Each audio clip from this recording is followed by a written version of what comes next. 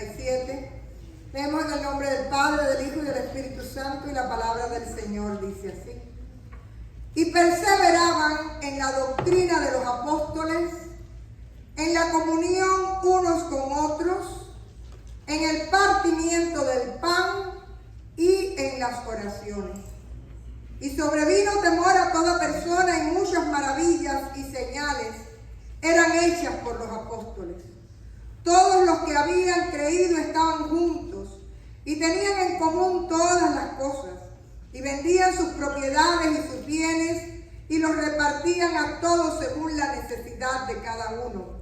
Y perseveraban unánimes cada día en el templo, y partiendo el pan en las casas, comían juntos con alegría y sencillez de corazón, alabando a Dios y teniendo favor con todo el pueblo.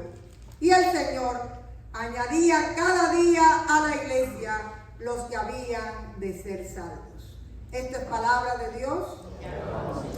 Vamos a orar. Hermanos, hace unos domingos atrás estuvimos celebrando el Pentecostés, y el día donde el Espíritu Santo se derramó allí en Jerusalén, hubo más de 3,000 convertidos solo en ese momento, y a partir de ahí comienza a reunirse los cristianos y se habla del surgimiento de la iglesia.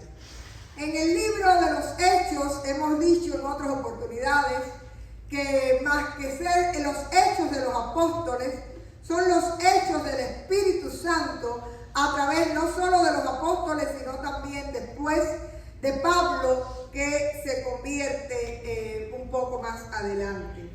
Y la pregunta sería si esa iglesia de Jerusalén, de los principios de la iglesia primitiva, tiene algo que enseñarnos o decirnos a Nueva Vida, una iglesia que definitivamente está en un tiempo muy lejano a aquella, en una ciudad muy diferente como Miami, pero que tiene que volver a la palabra, y tenemos que reencontrarnos con esa iglesia de los orígenes, para preguntarnos cuán cerca o cuán lejos estamos de ser la iglesia que Dios quiere que seamos.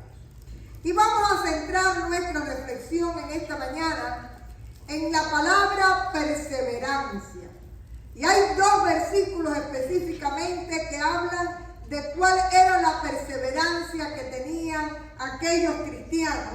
Y vamos a estarnos centrando en los versos 42 y 46, que habla de que perseveraban en la doctrina de los apóstoles, en la comunión los unos con los otros, en el partimiento del pan, en las oraciones. Y vuelve a decir el verso 46, y perseverando unánimes cada día en el templo, partiendo el pan en las casas, comían juntos con alegría y sencillez de corazón. Así que la primera afirmación que tenemos que hacer es que era una iglesia que perseveraba. ¿Qué quiere decir perseverar? Perseverar es continuar, seguir, mantenerse firme, persistir, no importa qué ni cuándo. Había una época en que a todas las niñas nos llevaban a las clases de piano. Créalo usted o no lo crea, yo di 4 años de clase de piano y no toco, una sola pieza, nada más, que jamás toco. Era insoportable, no sé cuántos de ustedes tienen esta idea, que te pasabas 4 años estudiando escalas, ¿sí o no? Escalas y solfeo, y tú nunca te empatabas con la melodía que había que aprenderse, pero todo eran escalas y solfeo. Había que ser muy perseverante para entonces tú poder decir, voy a llegar a ser pianista. Así que yo admiro mucho a los que pudieron perseverar. Samuel era un niñito de 7 años y lo disfrutaba. No es mi caso. Y ya vi que Oliver, si hubiera venido hoy, hubiera dado el concierto. Pero ya Oliver tuvo su primer concierto de piano. Así que miren, Dios permita que tenga perseverancia, que es lo que hay que tener. Hermanos, Pero la perseverancia ha pasado de moda. No sé si ustedes se dan cuenta.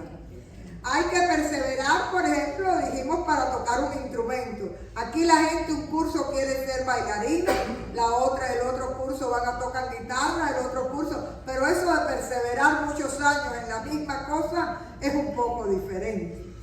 También hay que perseverar para salir de adelante en la vida, en los estudios, en todos tus proyectos. Hay que perseverar para velar por la familia y llevarla a buen lugar, a lograr los propósitos que tú te propones. Pero normalmente la perseverancia también está muy relacionada con los obstáculos, con las situaciones difíciles que hay que enfrentar, con los estados de ánimo que muchas veces nos quieren vencer, como el desaliento o el temor. Pero en medio de todo esto, si tú perseveras, quiere decir que tú sigues adelante, que tú persistes en ese empeño. Y cuando hablamos en el plano personal, también tenemos que hablar de perseverar como iglesia, que es de lo que trata el tema de esta mañana.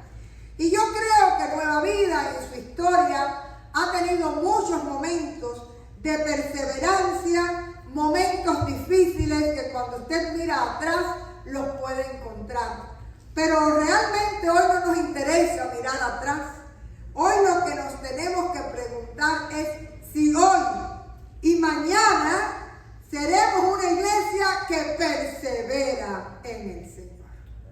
Porque realmente, si somos personas que estamos movidas por el Espíritu Santo, no solo tenemos que perseverar en fe, sino también perseverar en el compromiso cristiano al que nos llama el Señor Jesucristo. De modo que la iglesia, tal y como en sus inicios, tuvo muchas pruebas, tuvo una gran resistencia de parte de los judaizantes, de la institución judía como tal, tuvo que realmente luchar contra mucha oposición. Vemos ahí mismo en el libro de Hechos la muerte de Esteban, solo por ser fiel al Señor. Esta gente perseveraba no para ser creyentes aislados, no para ser simpatizantes de la fe, no para evadir el riesgo, sino para ser iglesia de Jesucristo. Y hay una idea que siempre me gusta trabajar. La iglesia no es el edificio. La iglesia no es la institución. Muchas veces la institución, aunque se llame iglesia, está perdiendo el rostro de ser iglesia. ¿Ustedes saben que eso puede pasar? Pero sencillamente lo que nos está hablando aquí la palabra hoy es de la iglesia que somos tú y yo. Yo soy iglesia de Jesucristo. Cada uno de ustedes es iglesia de Jesucristo. Y ustedes son los que le dan el ADN a esta comunidad de fe. Hay gente que cuando llega aquí me dice, me siento bien porque son amables, me siento bien porque hay alegría. Eso no lo trae el pastor, eso lo tiene la comunidad. Y ustedes son los que le dan el ADN y el nombre a cada iglesia, donde quiera que estén. Es la comunidad de fe, la iglesia de Jesucristo. No importa dónde se congregue, lo que importa es la identidad que tenemos como hijos de Dios. Y el Espíritu Santo, que es el que nos mueve, fue el que hizo perseverar a los apóstoles y el que de alguna manera también nos hace a nosotros perseverar en tiempos difíciles, donde no solo encontramos que a veces en el mundo usted es alguien muy extraño, muy raro, por sus valores, por sus principios, sino que incluso a veces dentro de la iglesia también nos sentimos aislados y solos, porque muchas veces no caminamos por caminos que otros están escogiendo. Sin embargo, hermanos, lo que hacía la iglesia de Jerusalén diferente a todas las doctrinas y a todas las filosofías y a la fe judía en aquellos tiempos, no era otra cosa que ser ellos como una identidad, movidos por el Espíritu Santo de Dios y perseverar en las cosas del Señor. Y aquí nos habla que lo primero que perseveraban era en la doctrina. Y para mí es muy importante hablar hoy de la doctrina de nuestra fe. Porque cuando usted no conoce la palabra, cuando usted no conoce lo que cree, cuando usted no sabe lo que usted es, cualquiera le puede hacer un cuento y puede cambiar su mente y su corazón. Así que una de las primeras cosas que usted tiene que hacer como cristiano es aprender y dejar de enseñar y preguntar y escudriñar la palabra para que usted pueda tener en su corazón la sana doctrina, aquella doctrina de los apóstoles en la cual perseveraba la iglesia primitiva. Si ustedes se dan cuenta, también la otra idea de la cual nos hablaba era de la comunión de los unos con los otros. Hermanos, hay una moda que se puso en vigor después de la pandemia, la moda de la iglesia digital. Yo tengo un amigo, pastor, que me habló de la iglesia de su hija, una iglesia grandísima, tienen 3,000 miembros. Digo, ¿y cuántos cultos tienen? Dice, no, uno solo, porque 2,000 son digitales. Bueno, ellos lo cuentan como miembros, 2,000 son digitales. Pregunto yo, ¿hay algo, como dice el salmista, tan bueno y tan delicioso como compartir los hermanos juntos en armonía y adorar juntos en espíritu? La comunidad de fe. Usted puede nutrir su espíritu digitalmente, pero usted no puede ser comunidad de fe digitalmente. Y aquí dice que lo que perseveraban ellos era siendo iglesia, en la comunión los unos con los otros. Y comunión los unos con los otros quiere decir que cuando termina el culto nos saludamos, nos conocemos, sabemos los nombres, sabemos por qué hay que orar, sabemos a quién hay que llamar, sabemos a quién hay que acompañar en medio de su necesidad. Y yo en lo personal admiro que hay iglesias que crecen mucho y que tienen toda una tecnología extraordinaria. Pero lo único que no entiendo mucho a veces de esas iglesias es que la gente entra y sale y no se conocen, no saben cómo se llaman, no saben ser comunidad. Yo le doy gracias a Dios porque Nueva Vida tiene todavía el placer de poder ser una comunidad donde los unos y los otros estamos en comunión, unánimes, no solo en adoración, sino también en acompañamiento.